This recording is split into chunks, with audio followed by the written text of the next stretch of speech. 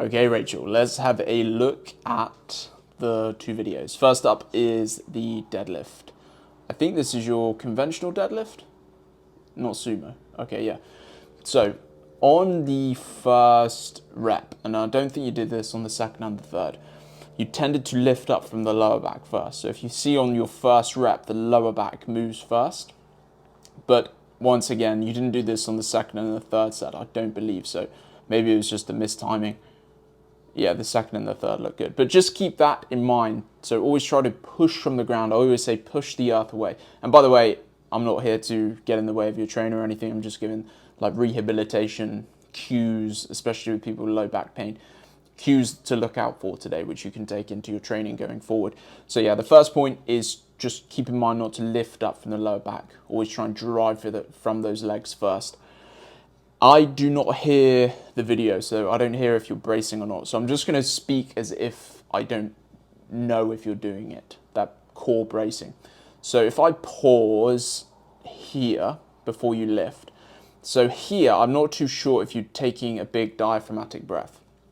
So before you lift, either it's a squat at the top or a deadlift at the bottom, you want to be taking a big diaphragmatic breath. So that's what I call charging the system. And what that does, it creates pneumatic pressure within the spinal column. So when you take a big breath, it increases intra-abdominal pressure. And I call it a big hug for the spine. So a big hug for your lower back. And once you've done that big diaphragmatic breath, so filled the body up, this is the point where you want to engage. And like I said, you may be doing this, but I'm going to talk as if you're not.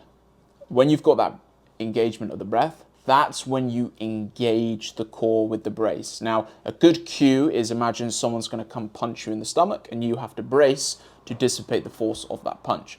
The second one, which I actually prefer and has helped me a lot and with clients, is pulling the umbilicus in. So pulling the belly button slightly towards the spine. So the lower back, L4, L5, if you look at the lower back and the belly button, they are directly opposite. So if you were to hold two fingers and draw a straight line, they would be connected. This is because during utero, so when we were babies in the womb, they were actually as one. So lower abdominals were considered low back muscles because they were interconnected, intertwined. But what happens when we grew, they grew apart, they separated. Low back, belly button. So to engage the lower abdominals, the TVA, transverse abdominis, you want to be able to, and then pull the belly button in, pull the umbilicus in, and what this does, it meets the two together, and thus you have lower back stabilization. The TVA, transverse abdominis, is the major stabilizer of the lower back. So if you were to do this in your deadlift, it would be a big inhale before you lift, pneumatic pressure, then the engagement, so you can tense as if you're about to be punched, but I like to pull the belly button in and tense it actually. So pulling the umbilicus in towards the spine, engage, the core is braced. The spine is getting a big hug, a strong hug. Then you complete the lift, up, and then what I like to do as the weight comes back down, just past the knees, I then release a bit of that pressure. So through pursed lips, because pursed lips keeps that pneumatic pressure within the spine. If you were to just go, then the spine collapses. There's no stabilization there. Especially if you have low back pain, you want to have as much engagement as possible. So let me just run that through again, slowly. At the bottom, big pressure, big engagement, big breath, first step. Try to get it through the diaphragm. And then when the breath is in, you engage. And this isn't like, this is just soft. Engagement, belly button in, lift, let out a bit of pressure, roughly when you get to the thigh, to the knees. Through pursed lips.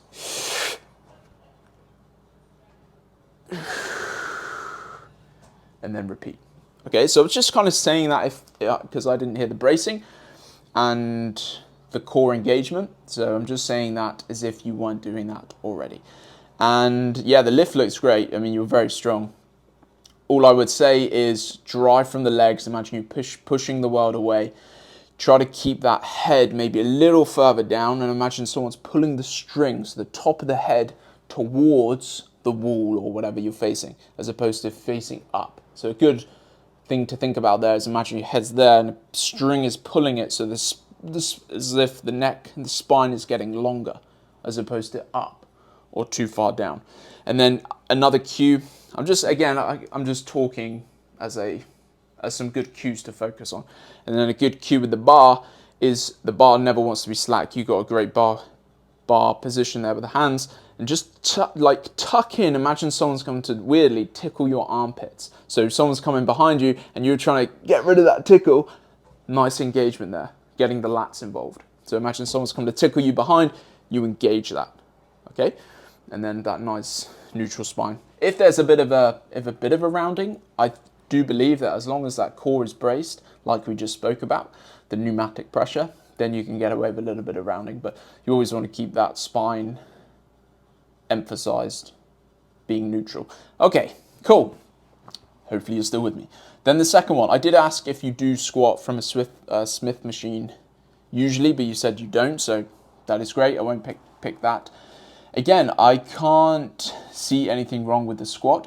I'm not sure if you do anything different when there's just a barbell on your back, but the same process applies at the top of the lift. So before I was talking about that pressure, intra-abdominal pressure at the bottom of the lift, the deadlift, before the lift. The squat is the same, you just do that at the top of the lift. So the bar is on your back, big belly breath, engagement, pneumatic pressure, pull, tense, squat, keeping that pneumatic pressure, intra-abdominal pressure. Then as you push from the ground, through pursed lips, exhale. The pursed lips bit is really important because that always maintains stability. Because if you were to do no stability, but if you're to do pursed lips, stabilize, stabilize, stabilize, but you are just releasing pressure from the body because you don't want to exert the body through holding the breath, because you can cause something called the Valsalva effect, and that's when you're putting too much pressure on the heart due to holding the breath, especially when there's load on the spine. So once again, bar is on your back, everything looks perfect, foot position looks good, big breath, belly breath, pull in, engagement of the lower back, especially think of where you have the injury right now, L4, L5, or around that area. You do your squat, exhale through pursed lips, push the world away from the feet, reset, squat, and then continue. And that is pretty much it. And I emphasize that point because, like I said again, the lower back is directly related to the TVA, as if they're like brother and sister, they're family members. And if the lower back has no stabilization from the TVA, from the diaphragm, then the lower back has no support. The lower back has no stability. It's what is known as a naked spine. If you're going through injury, if your spine is already in a pre-existing state of injury, pain, then no stability is just going to exacerbate the situation, cause the pain to become worse, and what's the word? I can't think of the word. And it can relate to much more pain and discomfort and problems down the road. So that stabilization, the breath, the belly button in, the core tenseness, that is the most important thing for you, because then your lower back is getting stabilized. And practice this at lighter weights.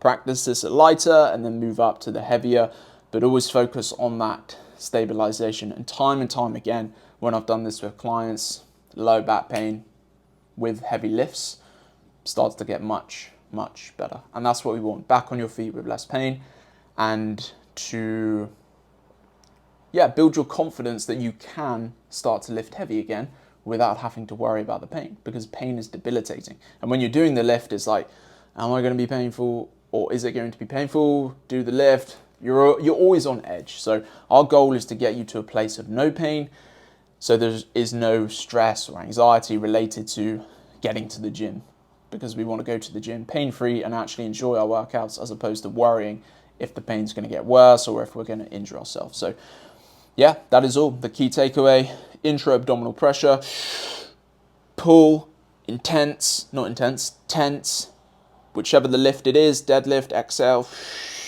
down. If it's a squat, exhale it back up. And this way the spine is always stabilized and there's always pneumatic pressure. And thus the low back is staying safe. Any questions, please let me know. And I really hope this one helps. Thanks, Rachel.